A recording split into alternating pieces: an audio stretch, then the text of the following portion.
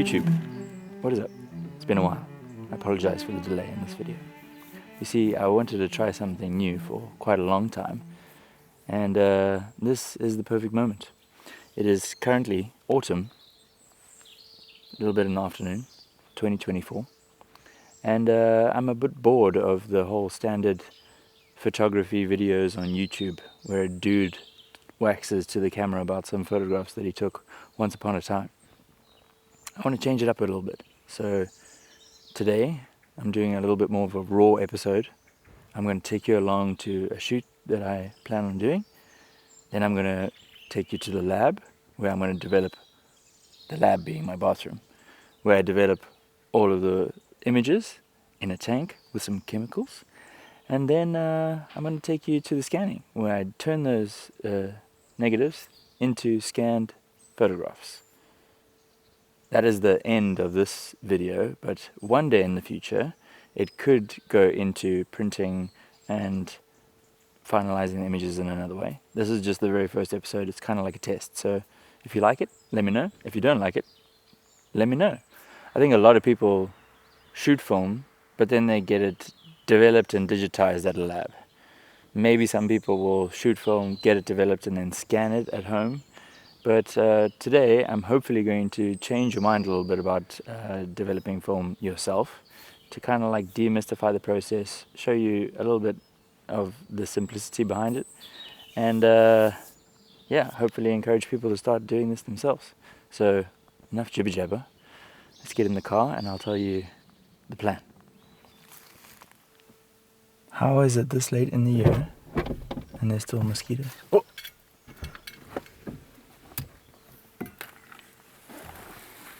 Okay, the plan for today is I have the Mamiya RZ67, a roll of Kodak Gold 200, and 8 shots left in the tank.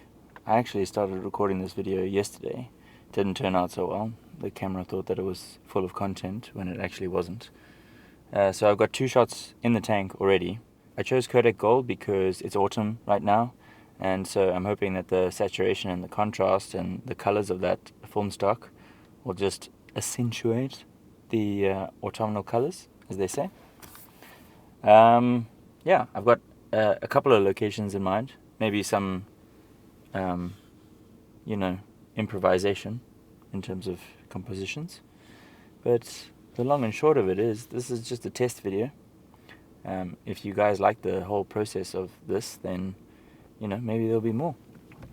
But yeah, there's not going to be any like beautiful sequences and no music. It's just going to be me and you, good old photography. So I've got to drive right now. So okay, location number 1 is a road near a lake in a town that's not too far from where we stay. I've just gone on a walk throughout this little town a bunch of times, and it's getting rather pretty, I won't lie. I feel like I've missed a little bit of autumn. Like the leaves are not all yellow anymore. Some of them are like deep reds. But there's enough for me to make my way with some images. The road in question is covered on the left and right side. I used to think that they were called poplar trees, but they're actually called plane trees. It's like this French style of tree that they cut so that the branches form like little knobbly things. It's quite cool, I won't lie. So that's location number 1. There's a bunch of compositions on that road and the surrounding areas that I'm interested in. So I'm gonna make my way there now.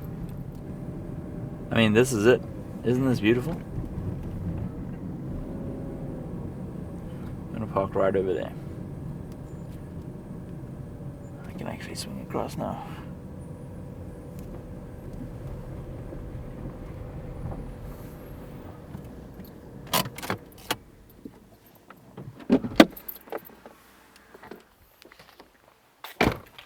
Yeah, these are the trees I was telling you about.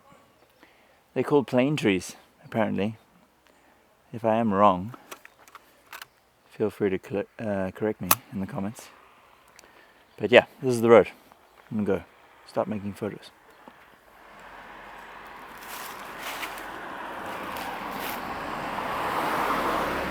I'm so tempted right now to do just one of those pretty cliche photos using the road as like a leading line. I think the colors are just too good, so I'm gonna do it. Who's gonna stop me? Who's gonna stop me? Using the old light meter app. It is literally called pocket light meter. So it's very scientific. I won't get into it right now. Okay, I'm metering at a 160 for Kodak Gold. Just because I've done it before. It's pretty good. And medium format in general I find is quite nice to overexpose a little bit. This is handheld f5.6. It's 1/25th of a second. 1, 2, 3. 3 in the can. Cool, same exposure settings for this one. And I am a sucker for a good house shot. This one's going to be a little bit tricky. Oh, not too bad. Straight into it, I think. Maybe take a step back quickly before this car comes. Yeah, could have spent a little bit more time composing that, but as you go. This one is not exactly autumnal. I just love this creeping vine with like the violet colored flowers. I have no idea what flowers these are, but I love this scene. And we're going to try to get wide enough to get the power lines in and what's left of that abandoned house over there. Cool. Halfway through the roll.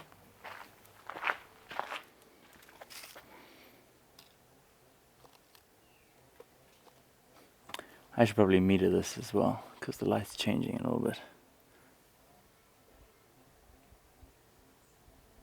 Okay, shadows are shadows. Okay, I'm going to do a little bit overexposed, but maybe like 1 or 2 stops.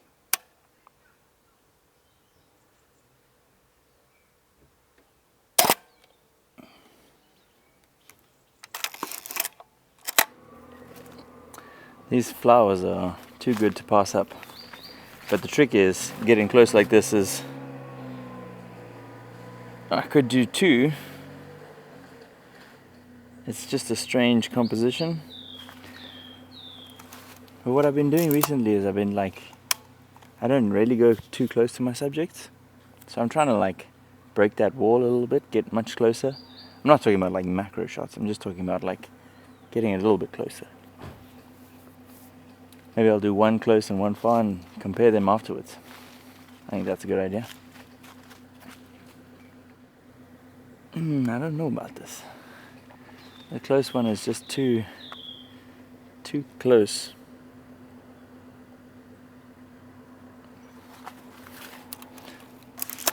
My instinct just keeps telling me to go back and go back.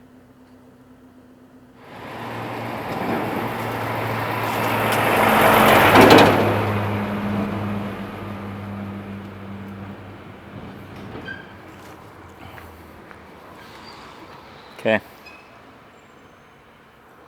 I'm going for it.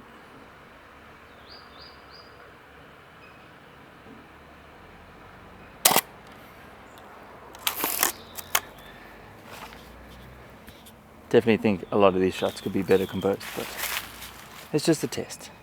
Just showing the process. Now this, ladies and gentlemen, is aforementioned lake.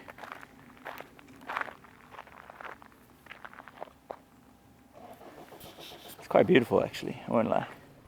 So I got 7, 8, 9, 10. 4 left. I've got like a mirror finish on this lake right now. It's pretty crazy. Pretty crazy. Oh, definitely. Today's not a lake video. Today's autumn.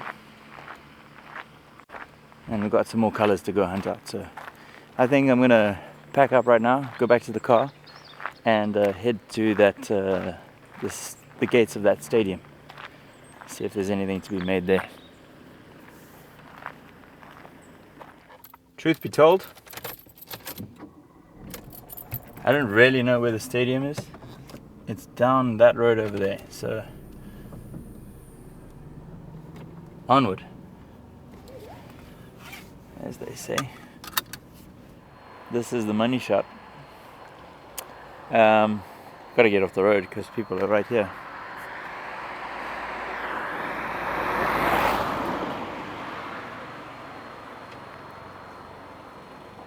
So, when I was here last time, it had a lot more leaves on it, but it's still pretty beautiful. I just love this little archway. I'm going to be taking this pretty wide.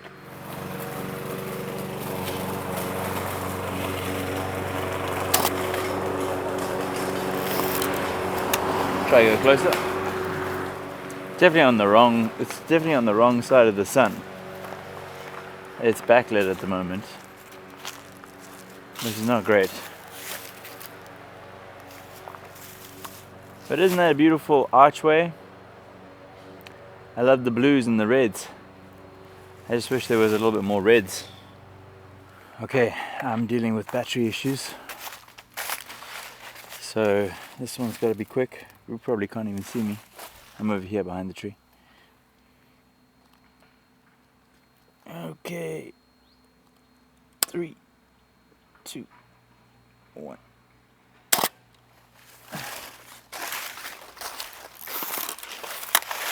Two more, and then I'm done.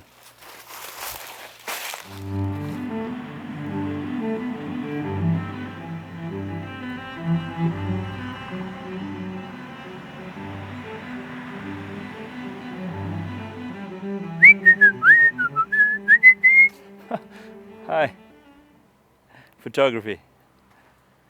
I have a automatic tripod now. Did you hear it? Watch. Look over there.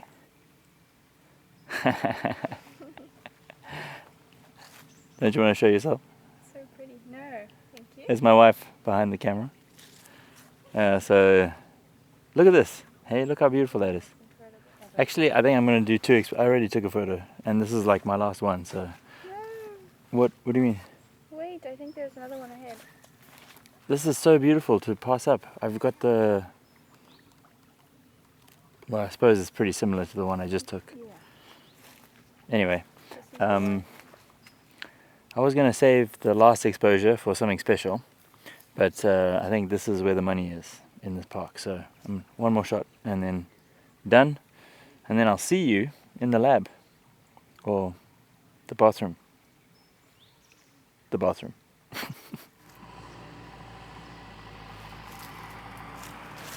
Let me tell you, some real photography happened today. Must be a cutaway, right? I love moments like this. Photography. Okay, last shot. Last shot of the day. 5.6, 125. And that'll be the end of this roll. And then we go straight to the to the bathroom. Okay, well let's take the shot. 3, 2, 1.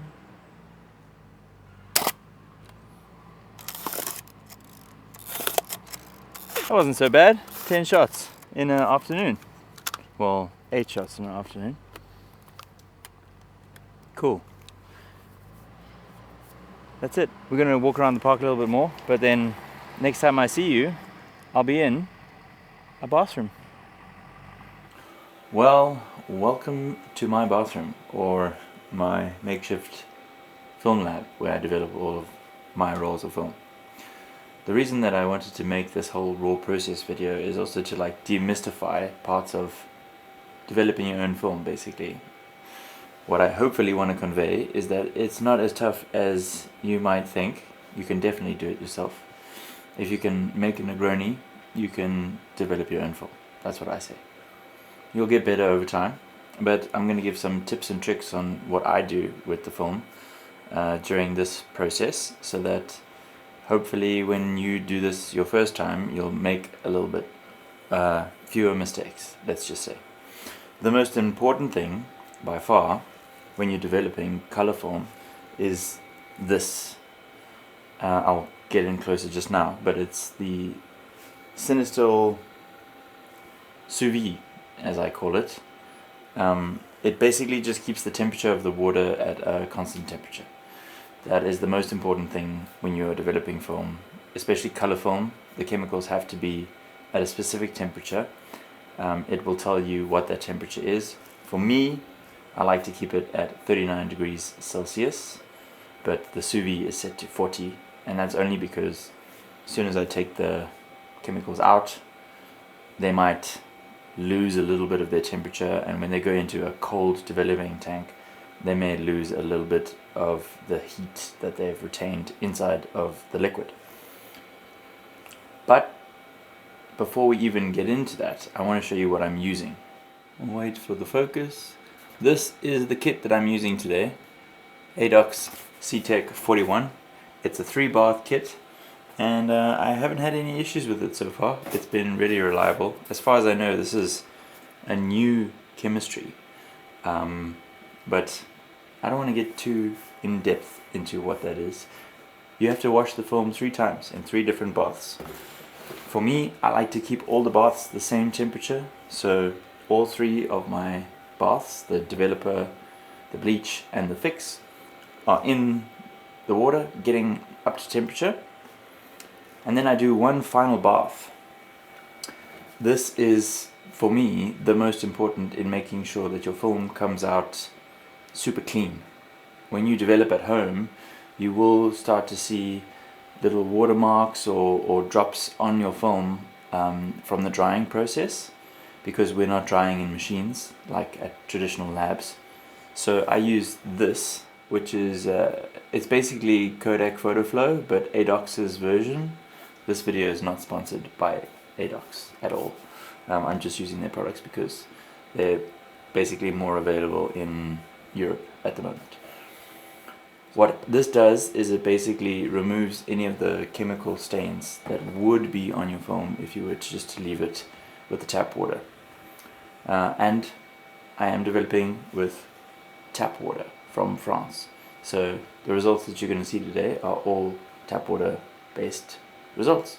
This has already been pre-loaded with the film that I shot. If you would like to see how to load these things, just let me know. I will share that with you. It's pretty easy. The trick is doing it in the dark, obviously.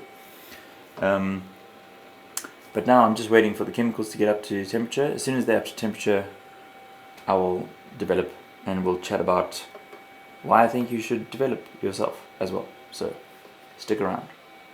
The next thing I want to talk about is you've got to be mindful of this like cascade of intervention in the final look of your film image. So whether that's on Instagram or in a gallery, at several points to get to that place, people have been involved in the look of your film. It starts off in the manufacturing, where they develop portrait or gold. They kind of determine the emulsion and how it's going to render. Then when you shoot the film, there's another intervention. Then when the film gets developed and scanned, there's more interventions.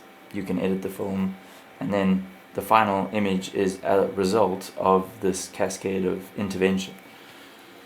Taking hold of those interventions, in other words, developing your own film, scanning your own film, makes the final result something that you have more control over. So, enough jibber jabber.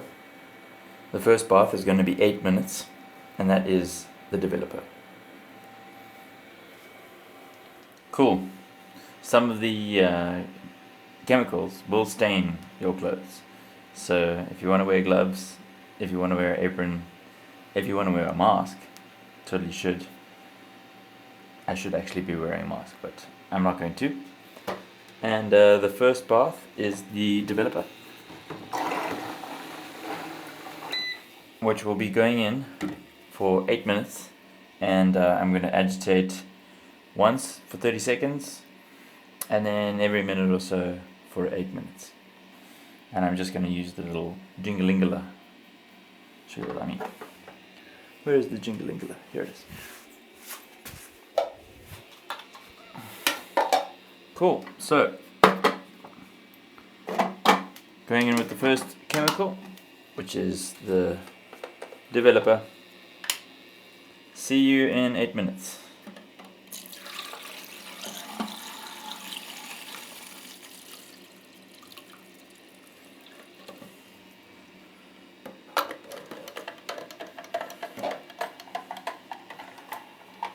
Hey Siri, set a timer for 8 minutes. Agitation is, you'll probably see people like turning this tank upside down all the time, but I only do that when I'm rinsing. This agitation is more than enough. Just a little flick of the wrist. How developer works is that it like clings to the film and it starts working on the process. Agitation like washes that layer of developing agent off, and then new developing agent can come in and start doing its magic. You can look up what over or under you can look up on the internet what over or under agitation does to different films, but if the manufacturer of the chemistry says you should agitate it like this, then my gut is to just do what they say. Really trying to keep the angles interesting. So it's not just like one continuous shot. Got a minute left on the developer. I'm going to pour it back into the box, because you can reuse color development. And then I'm going to go straight to the bleach, which I'll run for about the same amount of time. Cool, I got 20 more seconds here. Usually you want to be quite quick when you're going from one chemical to another, and you don't want to leave any residue. It's optional. Some people do it, some people don't do it, but you can most certainly do like a what's called a stop bath, where you just run water into the tank, which is what I'm going to do right now. So out with the developer. Just heat the water up a little bit, roughly the same temperature as what the rest of the stuff is. Roughly. It can even be colder.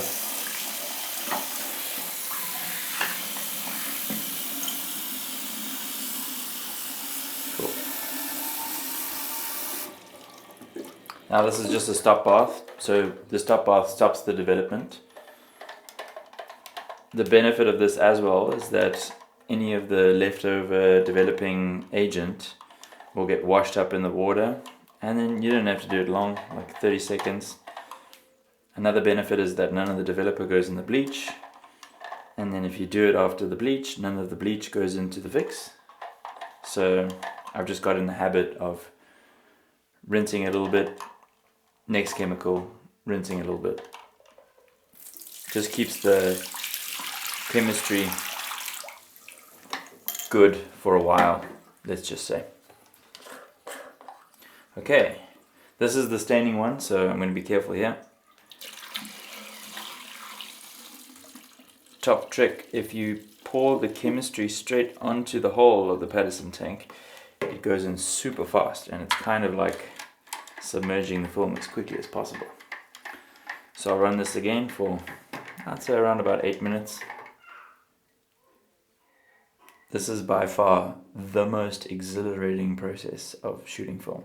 This part right here, just agitation. The thrill of developing. I can feel it right here. It's what I live for, man. This little tiny back and forth. Wow. I feel alive. So as I said before, these are extended times because the chemistry is old. I've run more than 20 rolls through this specific chemistry. So the more film you develop, basically, the longer you're going to need to develop the film for it to come out good. So initially you start with like 3 minutes 15 seconds for this kit for the developer, and I think 4 minutes for the fix, for the bleach. Now, after all of this time, that time has actually gone up by several minutes. So in other words, this chemistry is at the very end of its life. If you are going to be following this video, make sure to read the times on the box and stick with those, and do not use the times that I'm using because the chemistry is old. Cool, we've got 7 seconds left on the bleach. I'll do another stop bath for this, and then I'll do the fix. You may have noticed that I've turned off the sous vide, the Cinestill machine, and I'll explain why. Essentially, the most important temperature for development is your developer. That's the most important. That has to be the exact temperature that they tell you it has to be. The bleach, it also has to be at the same temperature, but it's less important, let's just say. And the fixer, it's a fix. So it can be room temperature, it can be 39 degrees. It's not going to affect the way that it fixes your film. Cool. And now the fix.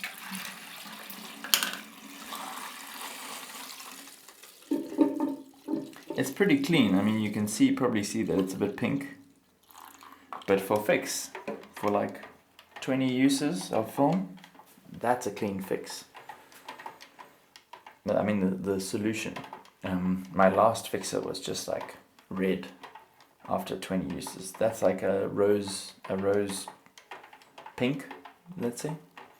So we've got a good fixer here. But this is only a minute, so I just sit here, let it do its thing. Now that the fix is done, I move on to the final rinse. That is still a clean fixer, if you ask me. Alright, this is the most arduous process of film developing, and it's basically the Ilford method of rinsing, which is for black and white, but I use it for color. So I like to fill up the tank with water from the tap, like warm water, as close to the temperatures of the other chemicals as I can get. Close it up at the top, and then you do some inversions. It's meant to be 5 inversions, and then you rinse, and then fill it up again, and then 10 inversions, and then you rinse, and you fill it up again, then you do 20, then you rinse it all out again last time. But I like to just do a little bit longer. It actually benefits a whole bunch. If you can put the effort into a good rinse, your film is going to come out super clean and you won't get any marks whatsoever. So I would say that was first rinse. Whether you like it or not, this chemical process will leave some marks on your film. It's a combination of the actual chemistry, it's a combination of the minerals in the water that you're using, like tap water. If your water's hard, it can make those chemical stains or weird marks on your film. They're not permanent marks, you can actually wash them off with a little bit of cotton wool. But it's just much better to let your film get fully washed, fully dried, so that when you go straight to the scanner, there's nothing that you have to do. Film that's dried properly and rinsed properly will scan so much better than film that isn't. And the last thing, the last bath, the Kodak photo flow, or the ADOX flow, it actually aids in the rinse, but it's my understanding it also does a little bit to stop dust getting on the film, like makes it a little bit less static, let's just say, which is great when you go to the scanning, because if you are DSLR scanning or scanning with a scanner that doesn't have any dust or scratch removal, dust and scratches are a big pain in the ass, let's just say. So this is the third and final rinse, but I just sit here and usually I do this for like 2-3 minutes. But today I'm going to keep it short, and I'm going to show you a little trick that I like to do just to make sure that there's 0 marks when the film dries. They're called Kimtech Kim Wipes, and they are delicate task wipers, and I just use this and I run it down the film like a squeegee, and this has been a game changer in the development, the chemical staining part of the film. I'll show you how to do that later. Okay, and this is the last part. This is I call it the rinse, but it's the ADOX flow. Super clean. This is the only chemical that I cannot reuse. I only put about 5 milliliters of the ADOX flow into a full liter of water. But unfortunately with this specific one, you can't reuse it. Well, it's just not advised to reuse it. And then I just like to let it sit in here. I'll agitate it a couple of times. But this is the last bath, the last chemical that the film touches. And straight from here, I take it out, hang it up, and I let it dry. Forgive me for the focus on this one, because I'm letting it autofocus, and this camera is not great at autofocusing. Cool, so it's been about 2 minutes in the ADOX photo flow, and it's time to get the film out. Already looks good.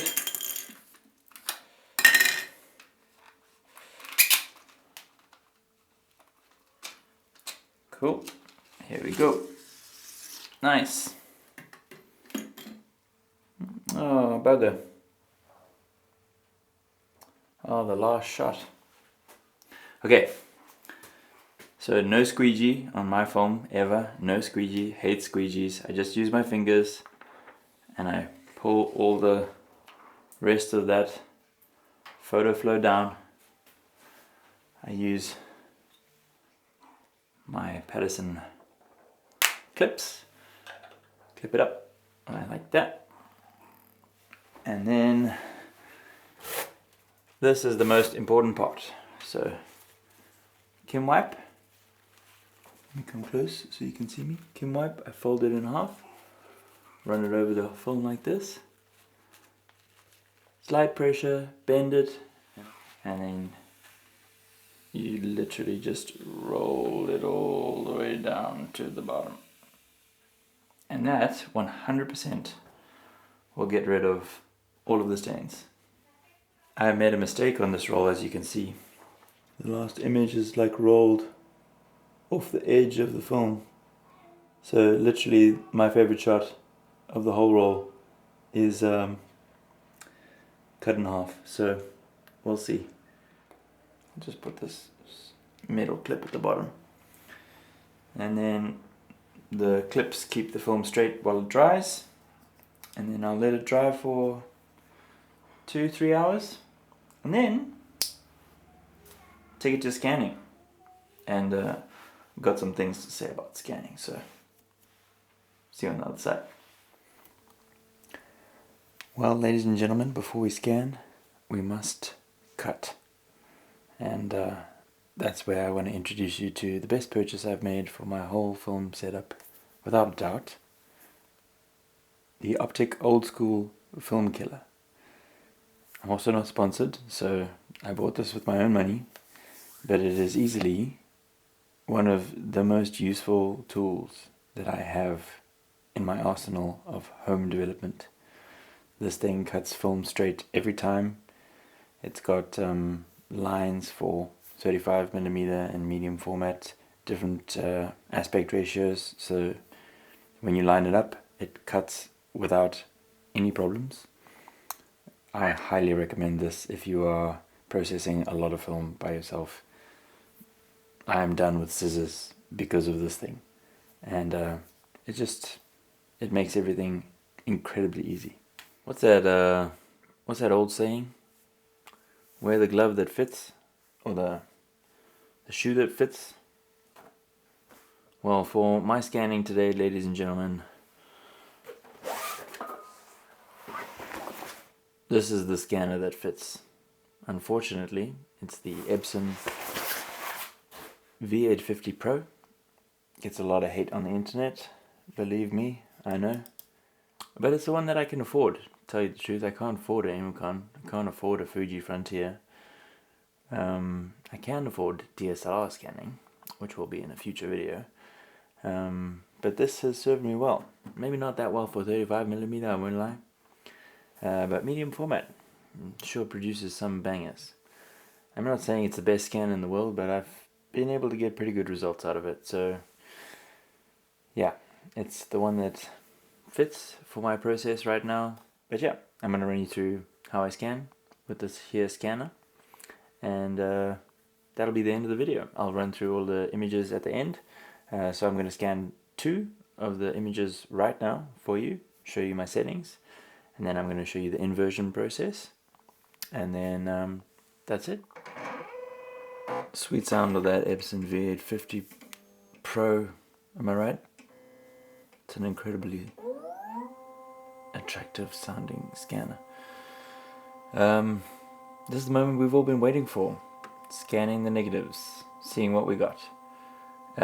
Truth be told, I already recorded this part of the video and it turned out terrible because of the sound. So I'm re-recording this process, and in keeping for good time, I'm going to be a little bit quick on this. So this is Silverfast. I think it's Silverfast 9. Just got an update literally today. And there's 2 things I do in Silverfast. The first thing is ISRD, which is dust and scratch removal. The scanner has an infrared sensor that like passes over the film negatives, and it picks up all the dust and scratches, and then it retroactively removes all that from the scanned negative. It's great. I usually leave it on the correct setting, and then 12 is pretty good for what I'm doing with this medium format. And then unsharp mask. This is, let's just say it's not real resolution sharpness. So like if you're doing like DSLR scanning or drum scanning, your images can be a whole lot sharper, because essentially this unsharpened mask is not real sharpness of the image. It's digital sharpening. I'm still figuring out whether I like it on or off. I've done some tests with, sharpening in Photoshop, sharpening in Lightroom, and sharpening with this unsharp mask, and I've had middling results with all of them. So today I just figured let's just do some auto sharpness and see what the software tells me to do. I am going to be scanning these as negatives, and then I'm going to be importing them into Lightroom, where I'll do the conversion. So onto the first scan. Now I'm going to say batch scan, Kodak Gold Autumn. As I said, I've already done this. So let me name it 112.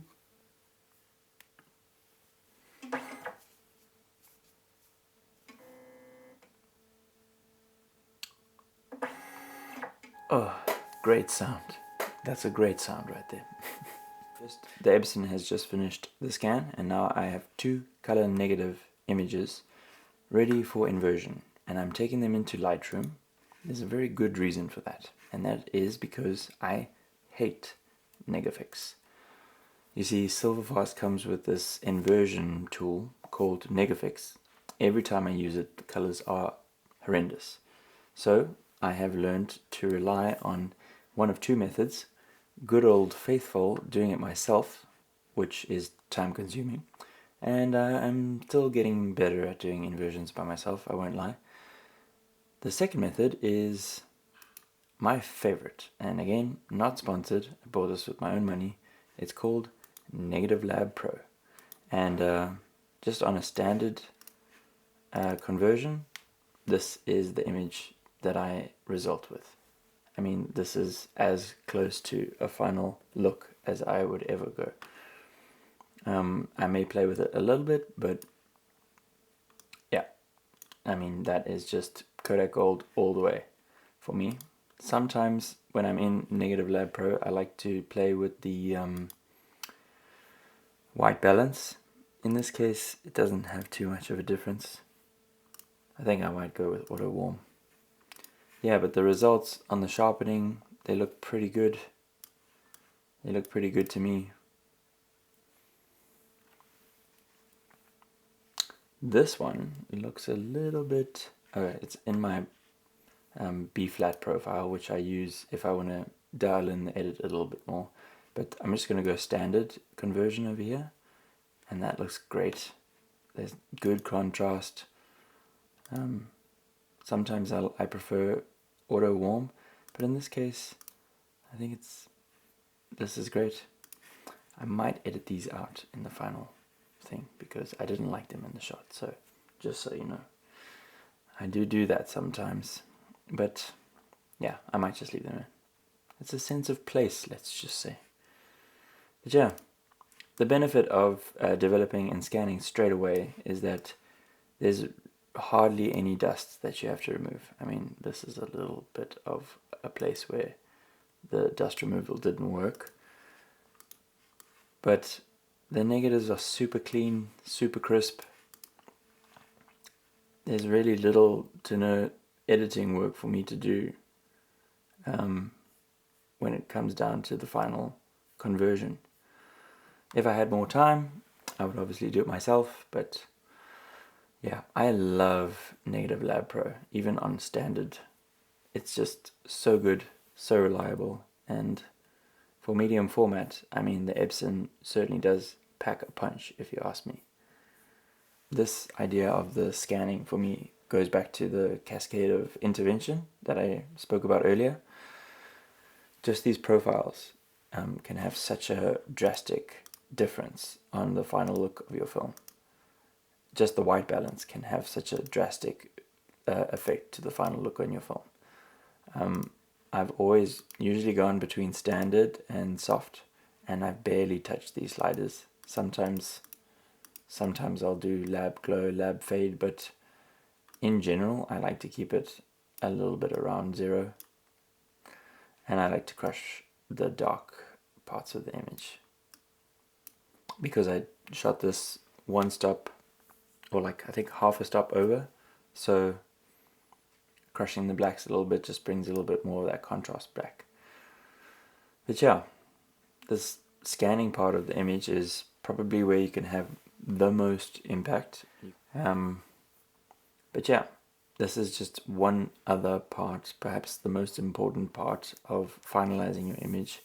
And when you get to the darkroom, when you're doing things like printing with an enlarger onto paper and dodging and burning, you can have an incredible impact on the final look of your image.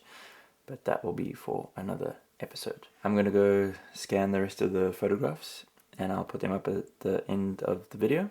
I just want to say thank you so much to the members of my Buy Me a Coffee for making all of these videos possible on my YouTube channel. I'm going to be doing like a Buy Me a Coffee members wall in upcoming videos, so if you'd like to be a part of contributing to the channel, there's a link in the description of this video which you can click on. And thank you so much for watching. I hope this has helped you. Shooting film is incredibly fun. Developing film is easier than you think. If you have any questions, you can reach out to me on my Instagram.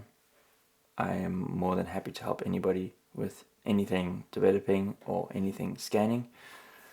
Hit me up and let me know what you thought about this episode.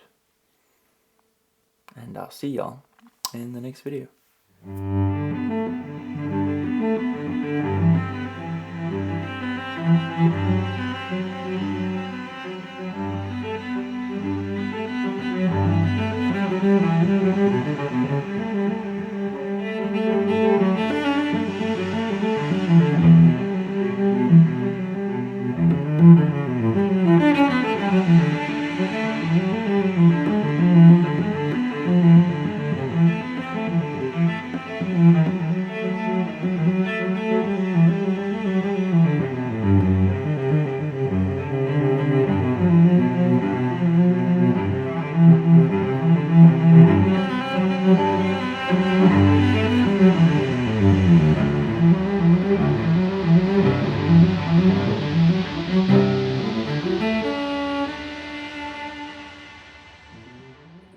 Flat hair.